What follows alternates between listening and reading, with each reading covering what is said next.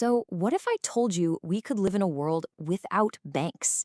I know, it sounds like something out of a sci fi movie, but with everything happening with digital currencies, it's actually a future that might be a lot closer than you think. Today, we're going to dive into a financial revolution that could completely upend an industry that's been the backbone of our economy for centuries.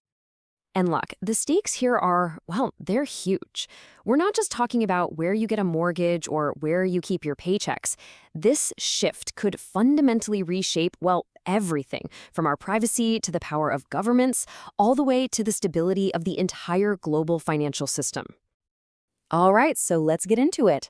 To really understand why banks are in the hot seat, we first have to pull back the curtain on what they actually do. And it all comes down to what some people have called the greatest magic trick ever performed, the creation of money itself. The whole system is built on this one core idea called fractional reserve banking. It all started hundreds of years ago with goldsmiths. People would pay them to store their gold and keep it safe. But pretty quickly, these goldsmiths had a light bulb moment. They realized that not everyone was going to show up to claim their gold at the exact same time. And that one simple realization, it was a total game changer. They started loaning out a chunk of that gold that was just sitting there. And those loans, which started as paper IOUs and are now just digital numbers on a screen, they effectively become brand new money that starts circulating in the economy. So yeah, every time a bank makes a loan, it's literally creating new money out of thin air. So just how big of a deal is this magic trick? Get this. A staggering 90% of all the money in the world isn't physical cash, bills and coins printed by a government. Nope. It's digital deposits created by commercial banks. That is the engine that powers our entire modern economy. Now, you might be thinking, isn't that kind of chaotic? Well, it's not a complete free-for-all. You've got central banks like the Federal Reserve here in the US, and they act as the referees. By raising or lowering interest rates, they basically control the spigot, making it easier or harder for banks to lend, which keeps that money creation in a really, really delicate balance. But that delicate balance is starting to wobble. And it's because of two massive disruptive forces that are shaking the very foundations of this system that's been around for hundreds of years. Challenge number one, the economy itself has changed. Back in the day, banks lent money against physical stuff they could grab if you didn't pay, things like factories or machines. But today's biggest, most innovative companies, they run on things you can't touch, like software and data. You can't exactly repossess an algorithm, right? So instead of banks, they go to investors. And the numbers really tell the story here. Since the 1950s, bank lending as a piece of the pie has basically flatlined. Meanwhile, funding from other sources has just shot through the roof.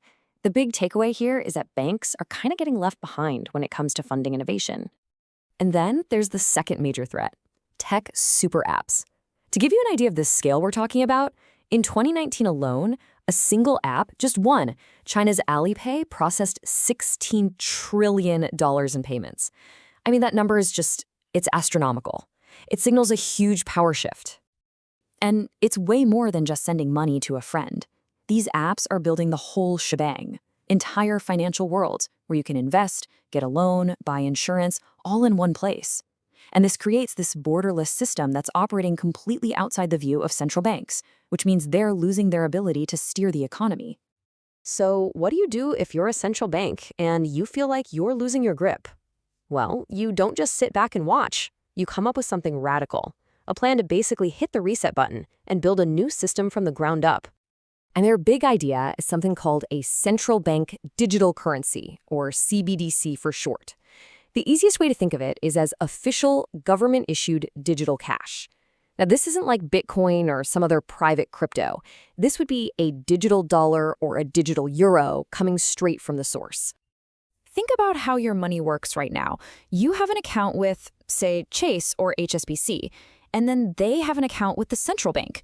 You and I, we don't deal with the big guys directly. We have a middleman. A CBDC could completely flip that on its head. In this new world, you would have an account directly with the nation's central bank. No more middleman. Your digital money would be a direct claim on the government, just like that $20 bill in your wallet. Now, that's the most extreme version. Other ideas are being floated where banks might still manage the accounts, but the key is your money is always a direct liability of the state. And let me be clear, This isn't some pie-in-the-sky idea for the year 2050. This is happening as we speak. A full 80% of the world's central banks are already looking into this or are actively building their own digital currencies. China is already testing its digital yuan with millions of people. In fact, the Bank for International Settlements, a bank for central banks, predicts that within just 3 years, a fifth of the entire world's population will live in a country with a CBDC. So yeah, this train has already left the station, and it is picking up speed fast. So this is where it gets really interesting. What does a world like this actually look like? What are the massive consequences? I mean, are we talking about a financial utopia or some kind of digital dystopia? Let's start with the risks, because honestly, they're pretty scary. A single centralized system for all money, that's a huge target for hackers. A single breach could paralyze an entire economy. Then there's the government control aspect. With programmable money, the state could literally set rules on your funds. Imagine stimulus checks that expire if you don't spend them fast enough, or being blocked from buying something the government disapproves of. And what about the old banks? If we all pull our deposits out, their ability to create loans, that engine of economic growth, could just grind to a halt. But okay, it's not all doom and gloom. On the other side, supporters see some incredible benefits. Millions of people who don't have bank accounts could suddenly access financial services with just a smartphone. Sending money across the world could become almost instant and dirt cheap.